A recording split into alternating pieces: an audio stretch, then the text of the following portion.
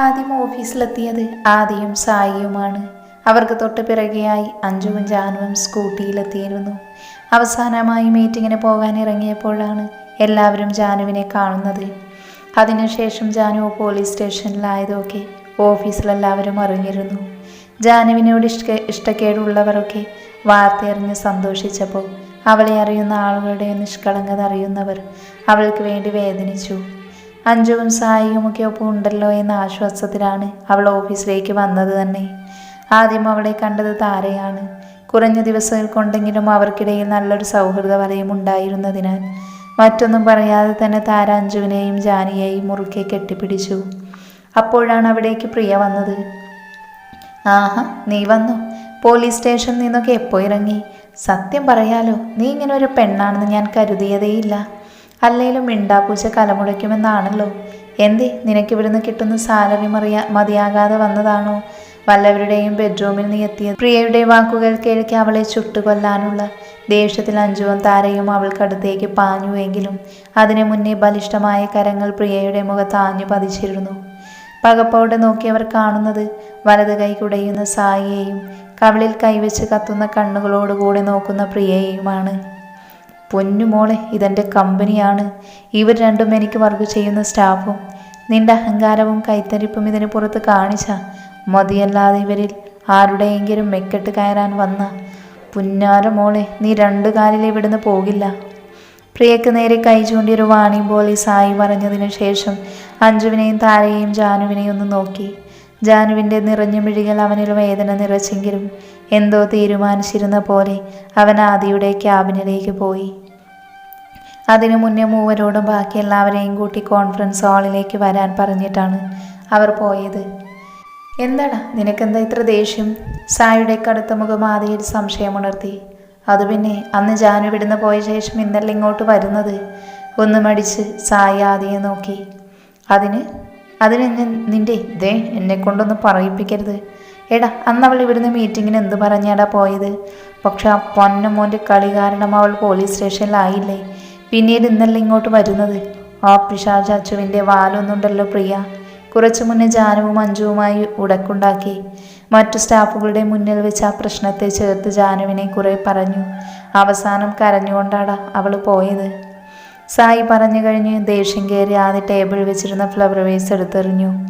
അതണങ്ങാതെ പുറത്തേക്ക് പായാൻ ഒരുങ്ങിയവനെ സായി പിടിച്ചു വെച്ചു. നീ എന്തീ കാണിക്കുന്നേ? വിടടോ, അവളുടെ അഹങ്കാരം ഞാൻ തീർത്തു കൊടുക്കാം. അവൾ നോവിച്ചത് എൻ്റെ പെണ്ണിനെയാണ്, ഈ ആദിദേവിൻ്റെ പ്രാണനെ. നീ ഒന്നടങ്ങ്. ഇപ്പം ചെന്ന് പ്രശ്നം ഉണ്ടാക്കിയാൽ അതെന്തായാലും അച്ചു അറിയും. ഈ കഷ്ടപ്പെട്ടതെല്ലാം വെറുതെയാകും. അറിയാലോ നമുക്ക് വേണ്ട ഉത്തരങ്ങൾ. മുന്നിലുള്ള മുഖം മൂടിയിട്ട രണ്ട് ചെന്നായ്ക്കളെ നമ്മൾ തിരിച്ചറിഞ്ഞതാണ്. പക്ഷെ അപ്പോഴും മൂന്നാമൻ നമ്മളിൽ നിന്നും അകലെയാണ്. എന്തിന്? അവനല്ലെങ്കിൽ അവൾ ആരാണെന്ന് പോലും നമുക്കറിയില്ല. അതെല്ലാം അവളിൽ നിന്ന്, അച്ചുവിൽ നിന്നുമേ അറിയാൻ കഴിയൂ. അതും നിന്നിലൂടെ മാത്രം. ജാനിക്ക് വേണ്ടി നീ ഇപ്പോൾ പ്രിയയും ആയി വഴക്കായ അത് എങ്ങനെയെങ്കിലും അച്ചു അറിയും. അതോടെ എല്ലാം അവസാനിക്കും. അതുകൊണ്ട് ഇപ്പോൾ ക്ഷമയോടെ നിന്നേ പറ്റൂ. പിന്നെ നിനക്കല്ലേ മാറി നിൽക്കേണ്ടി? എനിക്ക് ആവശ്യമില്ലല്ലോ എൻ്റെ പെങ്ങൾക്ക് വേണ്ടി സംസാരിക്കാനും പ്രവർത്തിക്കാനും. അതുമാത്രമല്ല, അഞ്ജു കൂടെയുള്ളപ്പോൾ അധികം ആർക്കും വാക്കുകൾ കൊണ്ട് ജാനുവിനെ നോവിക്കാൻ കഴിയില്ല. എന്തായാലും നീ വാ, ഞാനൊരു കോൺഫറൻസ് മീറ്റിംഗ് പറഞ്ഞിട്ടുണ്ട്. ആശു ഇവിടേക്ക് വരുന്നതിന് മുൻപ് തന്നെ ജാനിയുടെ നിരപരാധിത്വം എല്ലാവരെയും അറിയിക്കണം. സായി ആദിയെ കൂട്ടി കോൺഫറൻസ് ഹാളിലേക്ക് നടന്നു. കയറിയതേ കണ്ട് ഒരു വശത്തായി തലതാഴ്ത്തി നിൽക്കുന്ന ജാനുവിനെയും അവൾക്കടുത്തായി പ്രിയയെ തുറിച്ചു നോക്കി നിൽക്കുന്ന അഞ്ജുവിനെയും. തനിക്കരികിൽ ആദിയുടെ സാന്നിധ്യം അറിയ അവൾ അവനെ നോക്കി. അവളുടെ വേദന നിറഞ്ഞ മുഖം കണ്ടിട്ടും അവൻ നിസ്സഹായനായിരുന്നു. അവളെ ശ്രദ്ധിക്കാതെ എന്നാൽ ശ്രദ്ധിച്ചുകൊണ്ടവൻ ചെയറിലേക്കിരുന്നു. ഗെയ്സ്, ഇപ്പം ഇങ്ങനൊരു മീറ്റിംഗ് വെച്ചതിന് കാരണം ചുരുക്കം ചിലർക്കെങ്കിലും അറിയാമായിരിക്കും. ജാൻകി ഇവിടെ വർക്ക് ചെയ്യുന്ന ഒരു പെൺകുട്ടി എന്ന നിലയ്ക്ക് നിങ്ങൾക്കെല്ലാം അറിയാലോ. അതുപോലെ തന്നെ ഈ അടുത്ത് നടന്ന പ്രശ്നങ്ങളും നിങ്ങൾക്കറിയാം. ആദിദേവിൻ്റെ PA ഈ കമ്പനിയിലെ എംപ്ലോയി എന്ന നിലയിൽ അവളുടെ നിരപരാധിത്വം തെളിയിക്കേണ്ടത് ഞങ്ങളുടെ ഉത്തരവാദിത്വമാണ്. പ്രൊജക്റ്റ് മീറ്റിംഗ് ഞങ്ങളുടെ അനുവാദത്തോടു കൂടെയാണ് ജാനി അവിടെ പോയത്. പക്ഷേ ഞങ്ങൾ പോലും പ്രതീക്ഷിക്കാതെ ചിലരുടെ ചതിയിൽ അവൾ പെട്ടുപോയതാണ്. അതെന്തായെന്നും ആരായെന്നും അധികം വൈകാതെ തന്നെ നിങ്ങളെല്ലാം അറിയും. സോ അന്നത്തെ പ്രശ്നത്തെക്കുറിച്ചൊരു വാക്ക് പോലും മോശമായി ജാനകിയോട് ആരോപിക്കാൻ ശ്രമിക്കരുത് ആരും. ഇതെൻ്റെ നിർദ്ദേശമല്ല, മറിച്ച് ഓർഡറാണ്. ആർക്കെങ്കിലും എതിർത്ത് പ്രവർത്തിക്കണമെന്ന് തോന്നിയാൽ പിന്നെ ഡിസ്മിസ് ലെറ്റർ പുറമെ ഇന്ത്യയിൽ നല്ലൊരു കമ്പനിയിൽ വർക്ക് ചെയ്യാൻ കഴിയാത്ത വിധം ബ്ലാക്ക് മാർക്ക് ആഡ് ചെയ്യുക നിങ്ങളുടെ പ്രൊഫൈലിൽ. Got it? Then leave and complete your work. അതോടുകൂടി എല്ലാവരും പിരിഞ്ഞുപോയി. സായിയെയും മഞ്ജുവിനെയും പകയോടെ നോക്കി പ്രിയയും. ജാനു നന്ദിപൂർവ്വം സായിയെ നോക്കിയെങ്കിലും അവൻ കണ്ണു ചിമ്മി ചെറുപുഞ്ചിരിയോടെ പുറത്തേക്ക് പോയി. കൂട്ടത്തിൽ അവിടെ മാറി നിന്നിരുന്ന അഞ്ജുവിനെ നോക്കി കണ്ണെറുക്കാനും അവൻ മറന്നില്ല. അവസാനം അവിടെ ആദിയും ജാനുവും മാത്രമായി. അവൻ അവളോടൊന്നും ചോദിച്ചില്ല, അവളാകട്ടെ ഒന്നും പറഞ്ഞുമില്ല. പക്ഷേ ഏറെ നേരം അവരുടെ കണ്ണുകൾ തമ്മിൽ കൊരുത്തിരുന്നു. പറയാതെ പലതും അവർ പറഞ്ഞിരുന്നു. പിന്നീടുള്ള ദിവസങ്ങൾ ഇലകൊഴിയും പോലെ വളരെ വേഗം കടന്നുപോയി.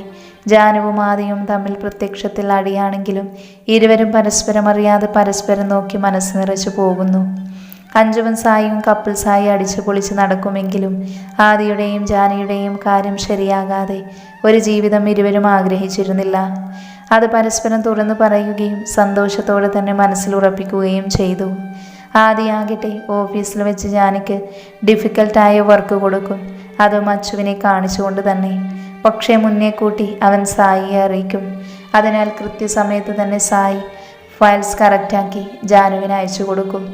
പക്ഷെ അവർക്കറിയില്ലായിരുന്നു ആദ്യം അറിഞ്ഞിട്ടാണ് സായി അവളെ സഹായിക്കുന്നതെന്ന്. ജാനുവിന് വഴക്ക് കേൾക്കാൻ കാത്തിരിക്കുന്ന അച്ചു അവൾ ഫയൽ സോൾവ് ചെയ്ത് കൊണ്ടുവന്നത് കളിയോടെ നോക്കിയിരിക്കും. പലപ്പോഴും ഓഫീസിൽ വെച്ച് ആദ്യം അച്ചുവിനോട് ക്ലോസായി പെരുമാറാറുണ്ട്, അതും ജാനുവിൻ്റെ മുമ്പിൽ വെച്ച് തന്നെ. അപ്പോൾ അച്ചു അവളെ പരിഹാസത്തോടെ നോക്കുമെങ്കിലും ജാനു അതൊന്നും മൈൻഡ് ചെയ്യാതെ പോകും. പുറമേ ജാനു കലിപ്പ് കാണിച്ചെങ്കിലും ചിലപ്പോഴൊക്കെ അവളുടെ ഉള്ളിൽ നോവാറുണ്ട്. അത് ആദിക്കും അറിയാം. അതിനാൽ അവൻ സായിയെ പറഞ്ഞ് ഏൽപ്പിക്കും അഞ്ജുവിനെ ജാനിക്കൊപ്പം ഇരുത്താൻ. ഇപ്പോൾ ആദിയും അഞ്ജുവും നല്ല കൂട്ടാണ്. അവൻ ആരുവിനെ പോലെ തന്നെയാണ് അഞ്ജുവും. ഒരിക്കൽ അവളുടെ ജാനുവിനെ സ്വീകരിക്കാൻ ഏട്ടനെ കഴിയില്ലെന്ന് അഞ്ജു ചോദിച്ചു.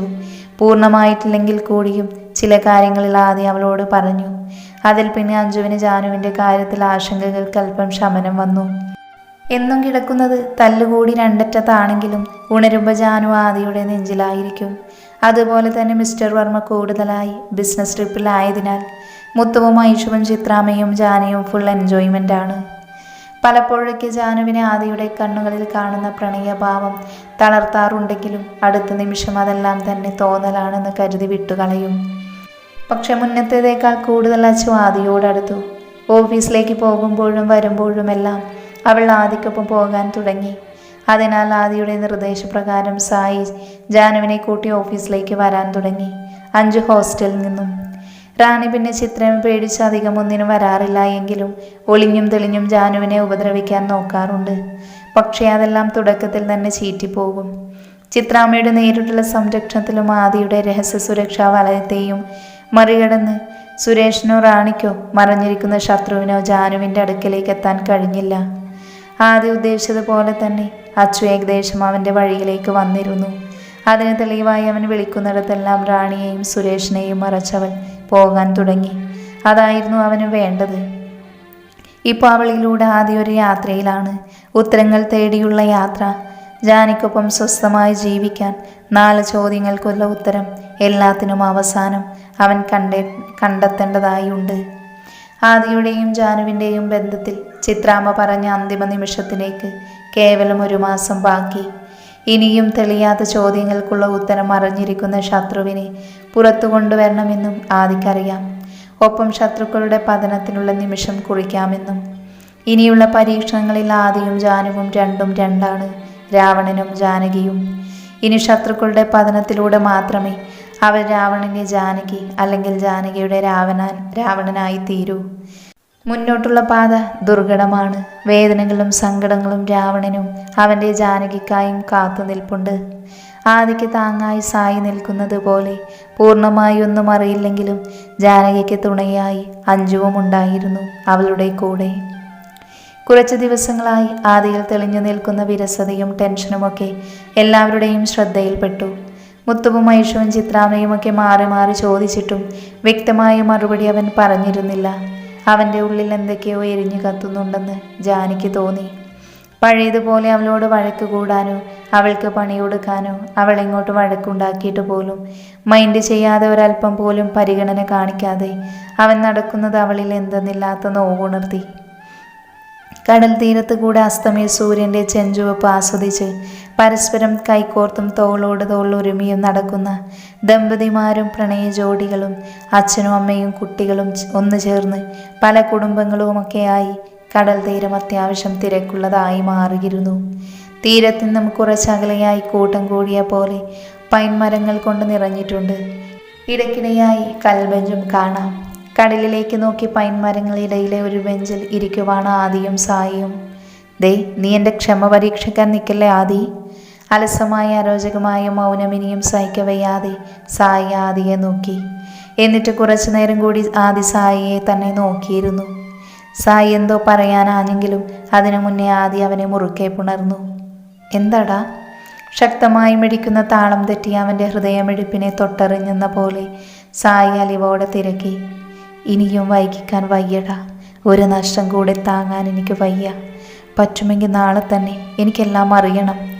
ഉറച്ച സ്വരത്തിൽ ആദി പറഞ്ഞു. പക്ഷേടാ, പെട്ടെന്ന് നമ്മൾ എന്തു ചെയ്യാനാ? നീ അതൊന്നും ആലോചിക്കണ്ട. അച്ചുവിലൂടെ അതും നാളെ തന്നെ ഞാനെല്ലാം അറിഞ്ഞിരിക്കും. അറിഞ്ഞേ തീരൂ. ആദിയുടെ വാക്കുകൾ എതിർത്ത് പറയാൻ അവന് തോന്നിയില്ല. എടാ, നേരായ രീതിയിൽ അവളൊന്നും പറയില്ല എന്നറിയാം. അതെന്തു തന്നെയായാലും ഇത്രയും കഷ്ടപ്പെട്ട് അവളിൽ നിന്നും അറിയുന്നതിന് പകരം അവളുടെ തന്തപ്പടി നിന്റെ സുരേഷ് അങ്കിളിനെ പൊക്കിയാ പോരെ? തൻ്റെ സംശയം മറച്ചു വയ്ക്കാതെ സായി ചോദിച്ചപ്പോൾ ആദിയുടെ മുഖത്തൊരു ചെറുചിരി തെളിഞ്ഞു. നീ വിചാരിക്കുന്നത് പോലെ അതത്ര എളുപ്പമാവില്ല. കാരണം നമ്മൾ പോലും അറിയാതെ മറഞ്ഞു നിൽക്കുന്ന ശത്രുവിൻ്റെ ശ്രദ്ധ സുരേഷിൻ്റെ മേലുണ്ട്. പക്ഷേ ആ ശ്രദ്ധ അച്ചുവിന് മേൽക്കില്ലതാനും. പലപ്പോഴായി ഞാൻ പരീക്ഷിച്ചറിഞ്ഞതാണത്. അതുകൊണ്ട് ഇനിയും കാത്തിരിക്കാൻ ഞാൻ തയ്യാറല്ല. ആദിയുടെ വാക്കുകൾ ശ്രദ്ധയോടെ കാതോർക്കുകയാണ് സായി. എടാ, അതിനെല്ലാ സത്യവും അവൾക്കറിയാമെന്ന് എന്താ ഉറപ്പ്? എല്ലാ സത്യവും അവൾക്കറിയാമെന്നൊന്നും എനിക്ക് വലിയ ഉറപ്പില്ല. പക്ഷേ എനിക്ക് വേണ്ടതിൽ ചിലതെങ്കിലും അവൾക്കറിയാതിരിക്കില്ല. കൂടുതൽ ചിന്തിച്ചാൽ നമുക്കൊന്നും ചെയ്യാൻ കഴിയില്ല. ഇനി പിന്നോട്ടില്ല ഞാൻ. ഉറച്ചതായിരുന്നു അവൻ്റെ വാക്കുകൾ. അതിനാൽ സായി മൗനം പാലിക്കുകയായിരുന്നു. പിറ്റേ ദിവസം പതിവ് പോലെ ഓഫീസിലെത്തിയതാണ് ജാനി. കുറച്ച് ദിവസങ്ങൾ കൊണ്ട് അവളാകെ ക്ഷീണിച്ചിരുന്നു. അവളുടെ വാടിയ മുഖം അവനിൽ വേദന ഉതിർത്തെങ്കിലും നിസ്സഹായനായി എല്ലാം കണ്ടു നിൽക്കുകയല്ലാതെ അവന് മറ്റൊന്നും ചെയ്യാനില്ലായിരുന്നു. ബ്രേക്ക് ടൈമിൽ ക്യാൻറ്റീനിൽ ഇരിക്കുവാണ് അഞ്ജുവും ജാനുവും. എടാ, നീ ഇങ്ങനെയാ എന്താ ചെയ്യുക? അമ്മ വിളിച്ച് പരാതി പറയുക നിന്റെ വാടിയ മുഖവും സംസാരവും ഒക്കെ കണ്ടിട്ട്. എന്താടാ, ഞാൻ പറഞ്ഞിട്ടുള്ളതല്ലേ എപ്പോഴും എന്ത് വന്നാലും ഞാൻ കൂടെ ഉണ്ടെന്ന്. പിന്നെന്തിനാ മോളെ ഉള്ളിലെല്ലാം അടക്കി ഇങ്ങനെ നീറുന്നത്? ജാനുവിൻ്റെ കൈകൾ കോർത്ത് പിടിച്ച് അഞ്ജു പറഞ്ഞു. അറിയില്ല അഞ്ജുമ, ഉള്ളൊക്കെ വല്ലാതെ നീറുന്നുണ്ട്. നെഞ്ചു പോയി നിറയാറായി കണ്ണുകളെ ശാസനയോടെ അടക്കി നിർത്തിക്കൊണ്ട് ജാനു പറഞ്ഞൊപ്പിച്ചു. അതിനു മാത്രം ഇവിടെ എന്ത് സംഭവിച്ചു? ഉള്ളിൽ ഉയർന്ന സംശയങ്ങൾ അടക്കി അഞ്ജു ചോദിച്ചു. പുറമേ നോക്കുമ്പോൾ പറയാൻ പാകത്തിനൊന്നുമില്ലടാ. പക്ഷേ ദേവേട്ടൻ അകന്നു പോകുന്നത് പോലെ അല്ല, അകന്നു പോകുക എന്നിൽ നിന്നും ദൂരേക്ക്. അപ്രതീക്ഷിതമായി ഇഷ്ടമില്ലാതെ പ്രതികൂല സാഹചര്യം കൊണ്ടായിരുന്നു ദേവേട്ടൻ എൻ്റെ കഴുത്തിൽ താലി ചാർത്തിയത്. അതറിയാവുന്നത് കൊണ്ടാണ് ഇതുവരെയും ഞാൻ ഒരു ഭാര്യയായി നിൽക്കാഞ്ഞത്. ഞാൻ കാരണം ദേവേട്ടനൊരു ബുദ്ധിമുട്ടും വരാതെ ആവോളം നോക്കിയിട്ടുണ്ട്. അവകാശത്തോടെയല്ലേലും എൻ്റേതെന്ന് പറഞ്ഞു തന്നെയാണ് ഈ താലി ഞാൻ നെഞ്ചോട് ചേർത്ത് പിടിക്കുന്നത്. സത്യമെന്തെന്നാൽ എത്ര സന്തോഷവതിയായി നിന്നാലും ഇടയ്ക്കിടെ അച്ഛയും അമ്മയും ഉള്ളിൽ നിറയും. അന്നേരം വല്ലാത്തൊരു പിടച്ചിലാണ്. അന്നേരം എന്തിനെന്നറിയാതെ ആഗ്രഹിച്ചു പോകാറുണ്ട് ദേവേട്ടനൊന്ന് ചേർത്ത് പിടിച്ചിരുന്നുവെങ്കിലെന്ന്. വിവാഹം നടന്ന സാഹചര്യമെല്ലാം ഉള്ളിൽ നിറഞ്ഞു നിൽപ്പുണ്ട്. എന്നിട്ടും എപ്പോഴൊക്കെയോ ആഗ്രഹിച്ചു പോകാറുണ്ട് ദേവേട്ടൻ എൻ്റെ സ്വന്തമായിരുന്നെങ്കിലെന്ന്. കാരണം ഈ താലി കഴുത്തിൽ വീണ നിമിഷം തൊട്ട് അർഹതയില്ലെങ്കിൽ പോലും ഒരവകാശം പറഞ്ഞു ചെന്നില്ലെങ്കിൽ പോലും ഞാൻ അദ്ദേഹത്തെ പ്രണയിച്ചിരുന്നു. ഈ ജാനകി ആ രാവണനെ പ്രണയിച്ചിരുന്നു. വെറും നീർക്കുമിളയുടെ ആയുസ് മാത്രമുള്ള ബന്ധമാണെന്നറിഞ്ഞിട്ടും അറിയാത്ത പോലെ ഞാൻ നടിച്ചു. അറിഞ്ഞുകൊണ്ട് ദേവേട്ടൻ്റെ നെഞ്ചോട് ഞാൻ ചേർന്നിട്ടില്ല, എന്നെ ചേർത്ത് പിടിച്ചിട്ടുമില്ല. പക്ഷേ പരസ്പരം അറിയാതെ പലപ്പോഴായി നെഞ്ചിലെ ചൂട് ഞാൻ അറിഞ്ഞിട്ടുണ്ട്. ഇന്നും ഇപ്പോഴും ആഗ്രഹിക്കുന്നുണ്ട് എൻ്റെ രാവണൻ എൻ്റേത് മാത്രമായി എൻ്റെ സ്വന്തമായി കിട്ടിയിരുന്നുവെങ്കിലെന്ന്. എന്നാൽ ദിവസം കഴിയും തോറും എന്നിൽ നിന്ന് ഒഴിഞ്ഞു മാറി എൻ്റെ സ്വപ്നങ്ങളെല്ലാം പാഴാണെന്ന് ദേവേട്ടൻ തെളിയിക്കുന്നു. ഞങ്ങളുടെ വേർപിരിയലിനോ അതോ കൂടിച്ചേരലിനോ ചിത്രാമ്മ നിശ്ചയിച്ച കാലാവധി ഇനി വെറും 1 മാസം കൂടി ബാക്കി. എൻ്റെ ഉള്ളിൽ നിറയെ ദേവേട്ടൻ മാത്രമാണ്. പക്ഷെ ഒരു കടുകുമണി പോലും ദേവേട്ടൻ്റെ ഉള്ളിൽ, എൻ്റെ രാവണൻ്റെ ഉള്ളിൽ ഞാനില്ല അഞ്ജുമ്മ. മനസ്സിലെ ഉളപ്പിച്ചു വെച്ചതെല്ലാം പറഞ്ഞു കഴിഞ്ഞപ്പോൾ ശാസനയോട് ജാനു തടഞ്ഞു നിർത്തിയ കണ്ണുനീര് അണപൊട്ടി ഒഴുകിയിരുന്നു. ഇനിയും അവിടെ നിന്ന് താൻ സ്വയം മറന്ന് പൊട്ടിക്കരയുമെന്ന് തോന്നി ജാനു ക്യാൻറ്റീനിൽ നിന്നും പുറത്തേക്ക് ഓടി. എല്ലാം കേട്ട് കഴിഞ്ഞ് നിറകണ്ണുകളോടെ വിങ്ങുന്ന ഹൃദയത്തോടെ അഞ്ജു ടേബിളിൽ തലചായ്ക്കുമ്പോൾ മറുഭാഗത്ത് അഞ്ജുവിൻ്റെ ഫോൺ വഴി ഇരുവരുടെയും സംസാരം കേട്ടിരുന്ന ആദിയുടെ കണ്ണുകൾ കലങ്ങി ഒഴുകി. തൻ്റെ പ്രണയമാണ്, പ്രാണനാണ് ഞാൻ, കാരണം അവൾ ഇന്നീ വേദന തിന്നുമ്പോൾ എന്തേ ഞാൻ നിസ്സഹായനായി? ആദിയുടെ ഹൃദയം അവനോട് തന്നെ ചോദിച്ചു. ഇല്ല പെണ്ണെ, ഇനിയും നിന്നെ വേദനിപ്പിക്കാൻ എനിക്കാവില്ല. സത്യങ്ങളെല്ലാം എത്രയും പെട്ടെന്ന് തന്നെ നിന്റെ ദേവേട്ടൻ നിന്നെ അറിയിക്കും. ഒടുക്കമെല്ലാത്തിനും അവസാനം ശത്രു സംഹാരത്തിന് ഈ രാവണൻ്റെ കരുത്തായി നീ വേണം ജാനകി, ഈ രാവണൻ്റെ മാത്രം ജാനകി.